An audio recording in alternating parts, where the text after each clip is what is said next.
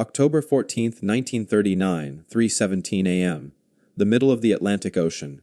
It is a blackness so complete, the sea and sky are one, inside the steel tube of U-69. The air is thick with the metallic smell of diesel fuel, sweat, and boiled cabbage. Captain Lieutenant J.U. Raj Blowart presses his eyes against the rubber guard of the attack periscope, his knuckles white. The only sounds are the rhythmic ping, ping, ping of his own sonar operator sweeping the empty water, and the quiet hum of the electric motors. Nichts. Blowart mutters. Nothing. For days they have patrolled this area, the gateway to Britain. This is the hunting ground, and tonight the hunting is good.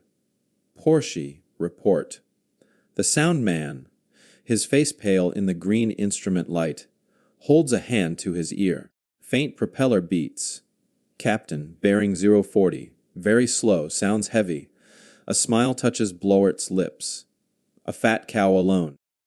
Permission to surface, Captain, asks the first watch officer, his binoculars already in hand. Granted.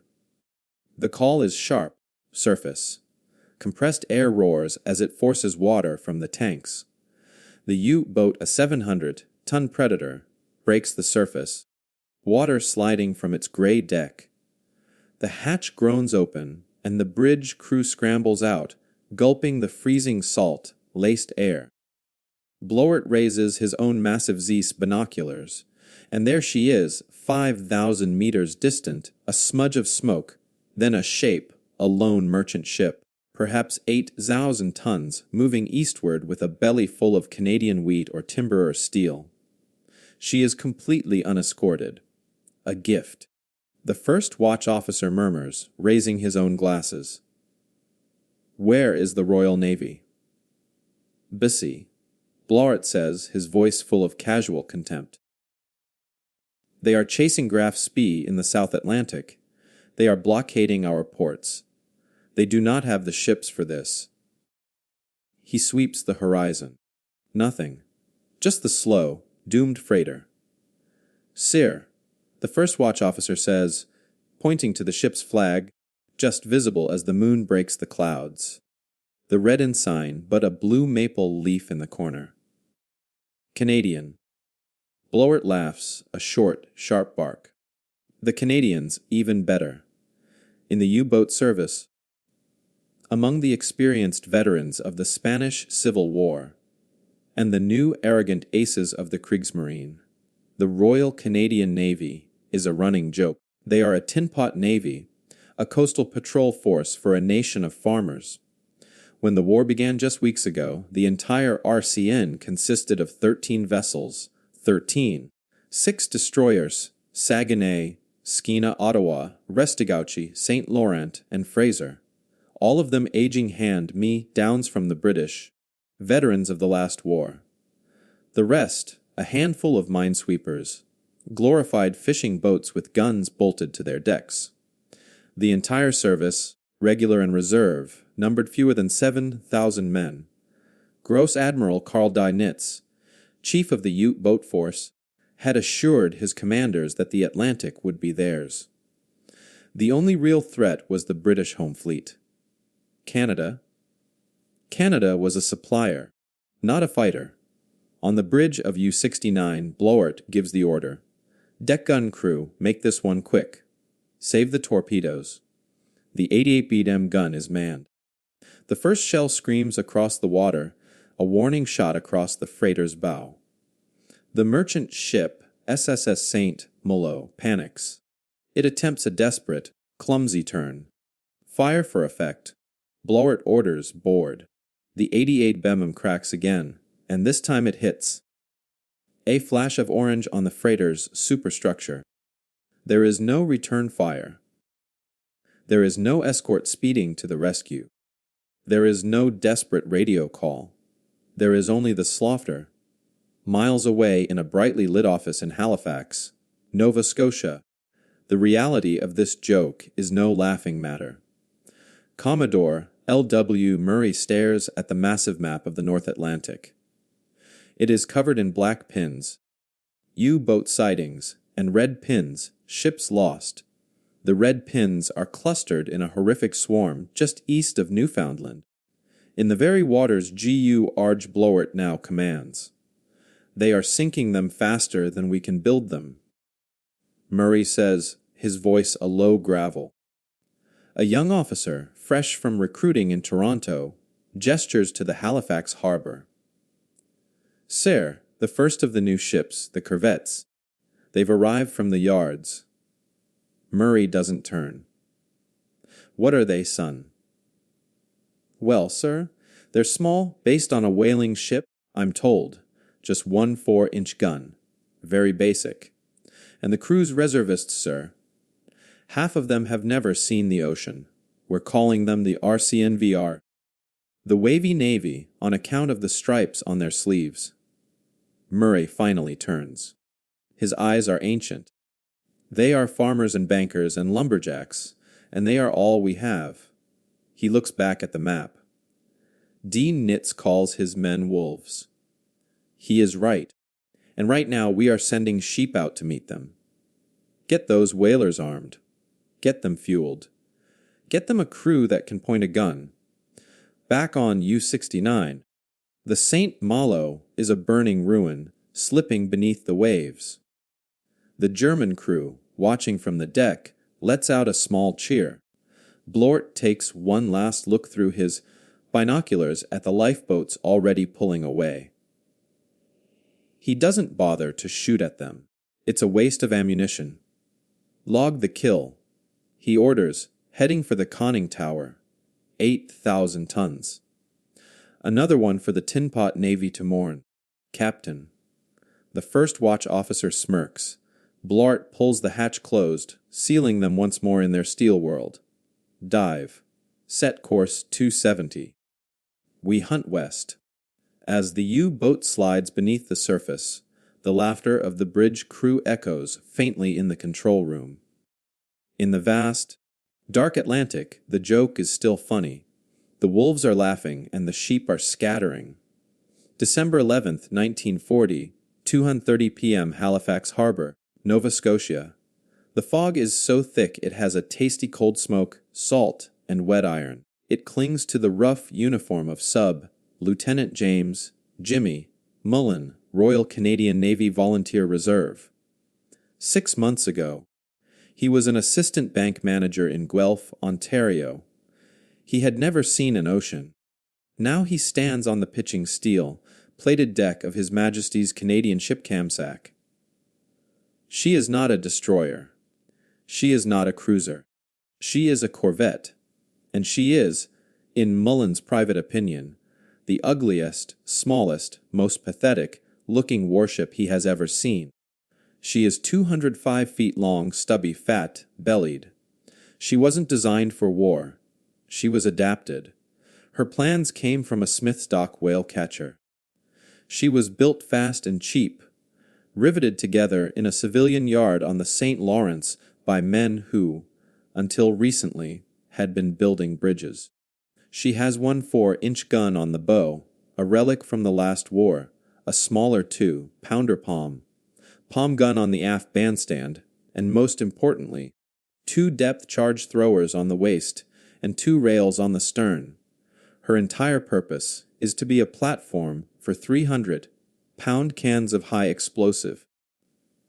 Camsack is one of dozens, just like her rolling off the slipways, part of a desperate, panicked mass production. Canada isn't trying to build a good navy. It's trying to build a big navy right now. Mr. Mullan. The voice cuts through the fog like a knife. Lieutenant Commander Thomas, a grizzled RCN officer, one of the few real sailors, is glaring at him from the bridge wing. Sir, are your charges set? Are the fuses ready? We sail on the tide. Yes, sir. Ready. Mullan looks at his crew, a collection of boys. A trapper from northern Quebec who speaks halting English, a university student from McGill. A prairie farmer who got seasick just looking at the ship. This is the RCNVR, the Wavy Navy, named for the wavy stripes on their officers' cuffs, a visual distinction from the straight, laced professionals of the Royal Navy. To the Germans, they are a joke. To the British, they are a colonial embarrassment. To the men on the convoys, they are, terrifyingly, the only hope. A whistle shrieks. Special sea duty men. Close up. The thick harbor lines are cast off. The ship's single screw begins to churn, and the entire vessel shudders. The vibration rattles the teeth. The engine, a simple triple expansion steam engine, feels like it's trying to tear the ship apart. Camsack moves slowly past the submarine nets, past the block ships, and into the approaches. As they clear the shelter of the land, the Atlantic rises up to meet them. It is not a gentle swell. It is a hostile gray mountain range of water. The corvette, with its flat bottom and whaler's build, doesn't cut through the waves. It rides over them. The bow rears up, water streaming from the scuppers. Then it plunges down. Green water, tons of it, exploding over the 4-inch gun, sweeping the entire length of the deck and slamming into the bridge. Mullan, clinging to a lifeline, is soaked to the bone in seconds. The water is so cold it feels like a physical blow. A young rating next to him, a boy named Sinclair from Winnipeg, vomits over the side. He will not stop being seasick for the next 6 days. This is the corvette's special hell. They are, as one writer would later say, built to roll on wet grass. They are the most uncomfortable, punishing vessels ever sent to war. In the tiny, claustrophobic wardroom, Lieutenant Commander Thomas addresses his new officers. They are clustered around a small table, bracing themselves with their legs as the ship lurches. "Gentlemen," Thomas says, his voice flat, "welcome to the North Atlantic. We are designated Escort Group C3. Our convoy SC-15 forms up tomorrow at dawn, 48 merchant ships. Our job is to get them to Liverpool." He points to a chart. "We will provide close escort. The Royal Navy will provide the heavy hitters, if we're lucky. But out there," he taps a vast empty space on the map, south of Greenland. "That is the Black Pit. Air cover from Newfoundland can't reach it. Air cover from Iceland can't reach it. It is 500 miles of open water where the wolf packs are waiting." He looks at Mullan. "They will find us. That is a certainty." The U-boat commander is a professional. He has been training for this moment his entire life. He is an ace. You are a bank manager. The room is silent, save for the groan of the ship's plates and the crash of water overhead. But here is the truth they don't know. Thomas continues, his voice dropping. "Those U-boat captains think we're a joke. They think we're farmers in boats. They will be arrogant. They will come in close. And when they do, your one simple, brutish job, Mr. Mullan, is to drop a 300-pound barrel of TNT on his head." He sips his lukewarm tea. "Do not try to be Nelson. Just kill the wolf." Dismissed. Mullan climbs the ladder to the open bridge. The night is falling. The wind is howling. He's 24 years old. He's in charge of the ship's anti-submarine warfare. He has a sonar set he barely knows how to read and a crew that has never heard a live depth charge. Out there, somewhere in the blackness, JURG Blowert and the aces of the U-boat force are waiting, laughing. The Camsack, her single stack belching smoke, punches into the next wave, her tiny shape disappearing into the storm. The hunt has begun. December 16, 1940, 12:21 a.m., mid-Atlantic, 400 miles south of Iceland. The Wolfpack Heckpike has found convoy SC-15.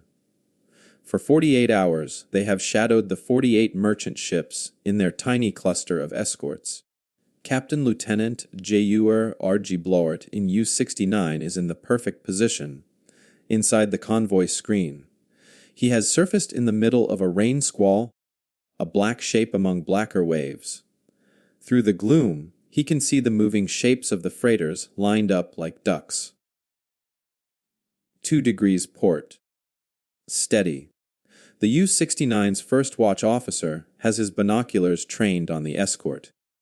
Captain, it is one of the new ones. The small Canadian. Blowart glances. He can barely see it. A small smudge pitching violently on the perimeter, 2,000 meters away. She is blind. Blowart scoffs. Her lookouts are frozen. Her sonar is useless in this sea. The early war sonar was a clumsy tool. In a calm sea, it could find a submarine. In a North Atlantic gale, the sound of the storm, the groaning of the convoy's own engines, and the corvette's own hull noise made it little better than an echo in a tin can.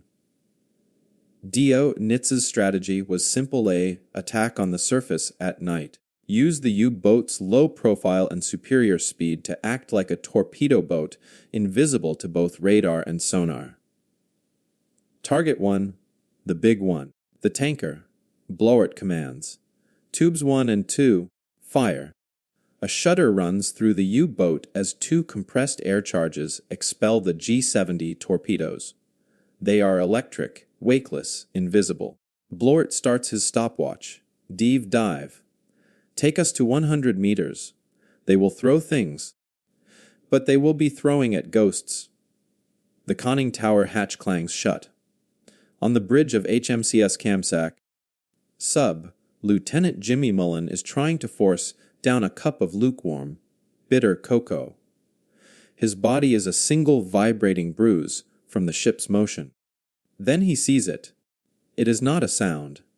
It is a light, a flash far off the port bow, so bright it illuminates the undersides of the clouds.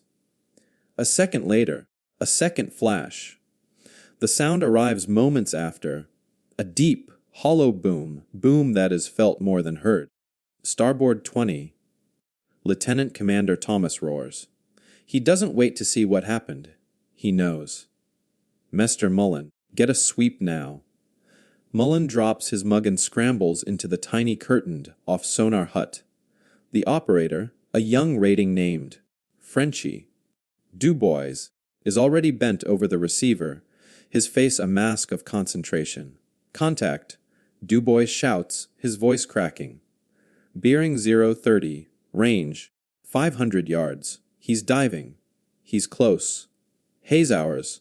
Thomas snarls, grabbing the engine room telegraph. All engines. Full ahead. The Camsack lurches. The little ship, designed for 16 knots, feels like it's about to tear itself to pieces. Spray, solid as concrete, smashes the bridge. Sir! The lookout yells, flares, red flares from the Empire Bison. Thomas doesn't look. She's already dead. Son, find the killer. Mullan's voice comes from the sonar hut, trying to be calm over the ping, ping, ping. Contact is sharp, sir. Range 400 yards. He's deep. Stand by depth charges. Thomas bellows. On the fantail, a crew of half-frozen farm boys fumbles with the fuses, their mittens pulling at the safety pins. Range 400 yards. Mr. Mullan, give me the pattern. Fire now. On the waist of the ship, the throwers ignite with a whoop, hurling 2 300-pound charges out into the darkness. From the stern, 4 more roll off the rails. Camsack speeds away as the charges, set for 150 feet, sink. Mullan counts. 5, 4, 3, 2, 1, 10,000 feet below. G.U.R.G. Blowart is listening. He heard the high-speed screws of the corvette. Good, he thinks. Let the farmer boy chase his tail. He's too far east. Then his sound man's eyes go wide. Captain, hydrophones. Depth charges, close. Was. The ocean explodes. The first charge detonates. The shock wave hits U-69 like a giant's hammer. The steel hull screams. Light bulbs shatter. Cork insulation rains from the ceiling. Men are thrown from their stations. Whump, whump. The next two are even closer. The U-boat is picked up, slammed sideways, and dropped. A gauge bursts, spraying high-pressure steam. Chief, chief. Blawart roars, take her down. 200 meters. He is stunned. The attack was fast. It was aggressive, and it was accurate. This wasn't supposed to happen. The Tinpot Navy wasn't supposed to be able to counterattack. They were supposed to panic, to fire wildly, to rescue survivors. This crew, this wavy Navy crew, they were hunting. On the Camsack, the explosions lift the corvette's stern clear out of the water, slamming it down with a crash that shears rivets. Jimmy Mullan is thrown against the bulkhead. The entire ship rings like a bell. Reload. Thomas shouts, his face grim in the darkness. Turn her around, coxswain. We're going in again. For the next hour, they hunt. They drop another pattern, but the contact is fading. Blawart, his U-boat damaged, leaking, and terrified, is creeping away in the dark depths. He has escaped, but he is no longer laughing. He has seen the Tinpot Navy in action, and it is not a joke. It is a swarm. As dawn breaks, the crew of the Camsack, exhausted, deafened, and soaked, watches the Empire Bison sinks. There are few survivors. They have failed to save the ship, but the rest of the convoy SC-15 is intact. The wolf pack, spooked by the savage counterattack from an escort they held in contempt, has submerged. They have been driven off. Jimmy Mullan stands on the icy deck, watching the last of the tanker slip under. He feels like a failure. Lieutenant Commander Thomas claps a heavy wet glove on his shoulder. You did good, Mr. Mullan. You saved 47. We're not here to win jewels. We're here to get the convoy through. He looks out at the gray, hostile ocean. And they know we're here now. September 19th, 1941. 2:40 a.m. The Black Pit, Convoy SC-44. On the bridge of HMCS Levis, a New Flower, class corvette on her second Atlantic crossing, Lieutenant E.C. Teddy. Mull is fighting to stay awake. For 3 days, they have been in a running battle with Wolf Pack Markgraf. The sea is a chaos of burning ships. The Royal Canadian Navy has grown. By now, it is exploding in size. From 13 ships in 1939, it has swelled to over 150. Shipyards in Sorel, Kingston, and Vancouver are launching corvettes, frigates, and minesweepers almost weekly. It is, on paper, becoming one of the largest navies in the world. But it is a navy built on raw courage and almost no experience. The men are still farmers and students. The officers, like Mull, are RC and VR. The ships are still too small, too slow, and too poorly equipped. They lack effective radar. They lack high-frequency direction finders, a huff-duft. They are essentially a swarm of angry, half-blind terriers sent to fight a pack of disciplined, experienced wolves. And the wolves are feasting. Signal from Egria. Sir. The rating shouts over the wind. She's hit. Flares going up. Mull raises his binoculars. Another one. That's the 4th ship tonight. Where is the U-boat? Mull rages, slamming his fist on the wet metal. Where is he? The sonar is useless. The surface attack in the middle of a screaming gale and the noise of 40 other ships is a perfect tactic. Sir, smoke, dead ahead. Mull stares. A low shape, moving fast. It's a U-boat on the surface. Range 800 yards. Open fire. Star shell. The 4-inch gun crew lashed to their station. Frantically tries to train the gun. The ship is pitching so violently that one moment they are aiming at the clouds, the next the waves. The star shell whooshes out, bursting in a magnesium white glare, and it illuminates nothing. The shape is gone. He's dived. Sir. No. Mull says, his stomach tightening. He hasn't. The U-boat commander, using the star shell's glare to blind the corvette's lookouts, has simply turned away into the rain. He is a phantom a few thousand yards away. Captain Lieutenant Jorg Werner Fratz of U-553 watches the corvette fire blindly into the night. He is contemptuous. These Canadians, they are brave, yes, Dummkopf. Brave fools. They charge at every sighting. They fire their guns at shadows. They abandon their primary duty, the convoy, to chase echoes. Fratz has his orders from Dio Nitsi, do not engage the escorts. The target is the merchant ship. He has already sunk too. He ignores the Levis and slips back toward the fat, slow line of tankers. But for other wolves, the escorts themselves are targets of opportunity. On the other side of the convoy, HMCS Levis is turning back to her station, her crew frustrated and cold. In the conning tower of U-74, Captain Lieutenant Eitel, Friedrich Kentrat, has been stalking the small warship for an hour. He has watched it chase shadows. He has seen its sloppy station keeping. He is an amateur. Kentrat says to his first watch officer, "And he is in my way. Target is the warship. Captain, target is the warship. Tubes 1 and 2, a spread. The torpedoes are electric. They make no wake. The lookout on Levis sees nothing. The sonar operator, deafened by the convoy's own noise, hears nothing. 2:43 a.m. The impact is catastrophic. One torpedo, aimed at the engine room, strikes Levis just after the bridge. The entire midsection of the 2.5-foot ship vaporizes. The boilers explode in a cloud of scalding steam. The ship's back is broken, and she is cut in two. Lieutenant Mull is killed instantly, his bridge blasted into the sea. For the men below decks, there is no escape. The water is 3 degrees Celsius. The two halves of the corvette, the bow and the stern, begin to sink independently of each other. On the stern section, Lieutenant Mullan, now promoted, reassigned from Camsack, is blasted from his bunk. He finds himself on a tilted, rapidly sinking piece of steel. "Abandon ship! Abandon ship!" he roars, though his voice is lost in the steam and the screams.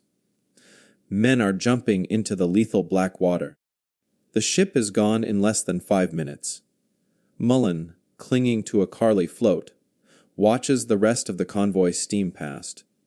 The other escorts, HMCS Kenogami and HMCS Skina, cannot stop. To stop is to become a target. This is the single most brutal rule of the Atlantic. Kenogami slows only enough to drop her own floats. Then depth charges the area around the sinking, a savage, desperate attempt at revenge, before speeding to rejoin the convoy. The wolves have torn a sheepdog to pieces. Dawn, September 19th. The sea is littered with debris, oil, and bodies. Mullan and a handful of survivors, 18 of them out of a crew of 65, are hauled aboard HMCS Kenogami hours later. They are hypothermic, soaked in fuel oil, and staring. They are the lucky ones.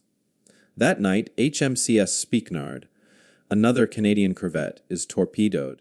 She sinks with such speed that there is only one survivor. Convoy SC-44 is a massacre. In Halifax, the news is met with grim, hardened resolve. The joke is long dead. This is a war of extermination. The Tinpot Navy has become the scrap iron flotilla. They are being hammered. But they are not breaking. They are learning. With every sinking, with every frozen corpse hauled from the Atlantic, the RCN is earning its education in blood. They are learning that bravery is not enough. They are learning that their British-led tactics are failing. They are learning the hard way that to hunt a wolf, you must be colder, more patient, and more ruthless than the wolf himself. February 17, 1943, 10:00 a.m. HMCS Cornwallis, Deep Brook, Nova Scotia. The winter wind howls off the Annapolis Basin, but inside the attack teacher, a dark, cramped training simulator, the only sound is the rhythmic ping, ping, ping of a sonar set. The air is stale, with the smell of hot electronics and nervous sweat. At the console sits a new rating, his hands visibly shaking. "Contact, sir," he reports, his voice thin. "Bearing 015, range 3,000 yards.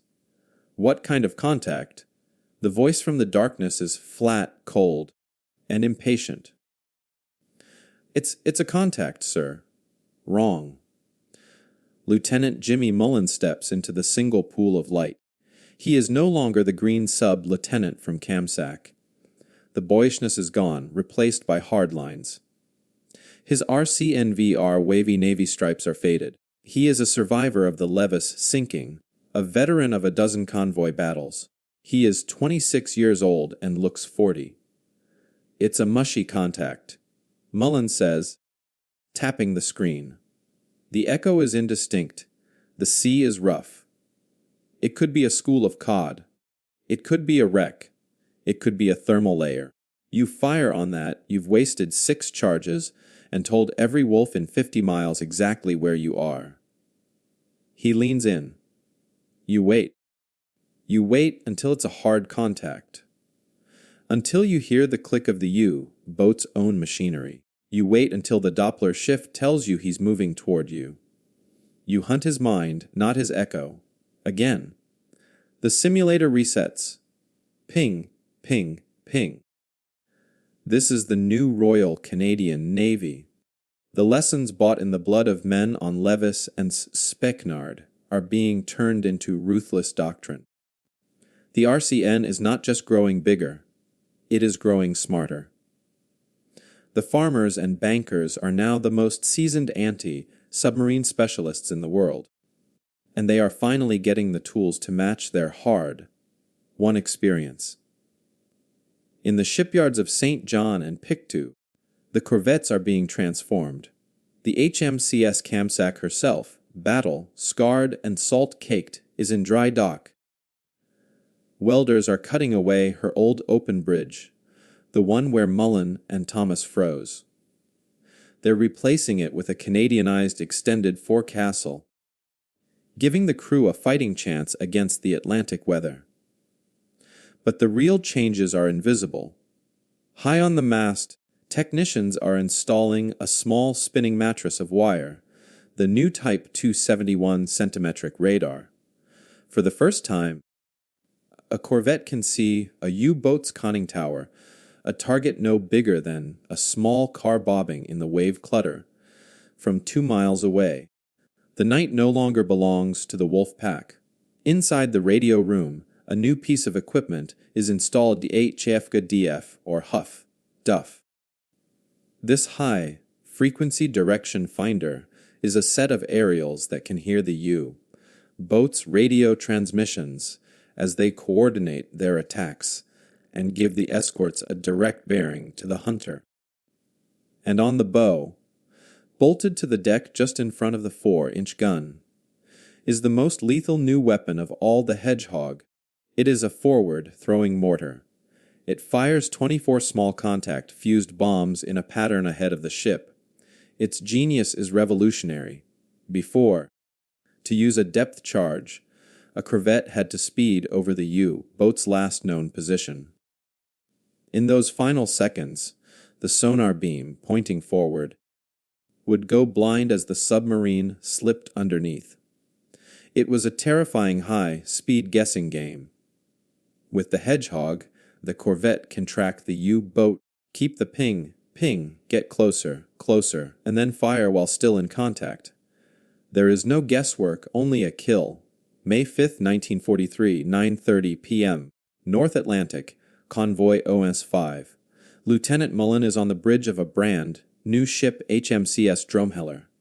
She is a revised Flower class, heavier, longer, and packed with the new technology. They are in the middle of the largest, most brutal convoy battle of the entire war. For 48 hours, over 40 U-boats, under the personal direction of Karl du Nitz, have been tearing the convoy apart. The Atlantic is on fire, but this time, the pack is being savaged in return. Huff-duff contact. The operator's voice crackles over the intercom. Bearing 220, short transmission. He's close. Radar, Mullan snaps. Contact, bearing 225, range 3, 100 yards. Small target surfaced. Mullan feels a cold, sharp thrill. No more guessing. No more ghosts in the rain. He has him. Starboard 10. He orders, his voice perfectly calm. All engines ahead full. Stand by Hedgehog. We're not waiting for him to dive. We're going to hit him while he's on the porch. The drumheller heels over, her single screw thrashing the water. She's no longer a sheepdog. She is a wolf hunter. She races through the night, directly at the U-boat. On the bridge of U-223, Lieutenant Karl G. WW2 is lining up a shot on a tanker when his radio man screams, "Warship! Fast screws! He is coming right at us." WW2 is confused. How? It is a black night. He is 2 miles away. They cannot see him. Alarm! Alarm! Dive, he shouts. It is too late. The Tinpot Navy can see in the dark. May 5, 1943, 9:34 p.m. Convoy ONS 5. The klaxon shrieks inside U-223. Captain Lieutenant WW2 tumbles down the hatch, sealing it just as green water washes over the conning tower. Schnell, take her to 150 meters. Rig for depth charges. Cater is rattled but still confident. This is the standard move. The dumb corvette will come charging in, run over their position, and drop a pattern of charges behind them. By then, U-223 will be deep and turning away. He listens. The high-speed thrum of the corvette screws is getting louder, faster. He is on us, Captain, very loud. Hay is blind. Muchatter mutters, bracing himself. He is guessing. He stops. The sound of the screws, it's changing. It's slowing down. Why is he slowing? The first watch officer asks, his eyes wide. Muchatter has no answer. This is not the tactic. They don't slow down. On the bridge of HMCS Drumheller, Jimmy Mullan is staring at the sonar repeater. The glowing green line is sharp and clear. Contact is hard, sir. Bearing Zoan 5. He's right in front of us, range 300 yards, 250. He's deep, but he's ours. The ship is moving at a dead slow crawl. No more high-speed blind charges. This is a cold, calculated execution.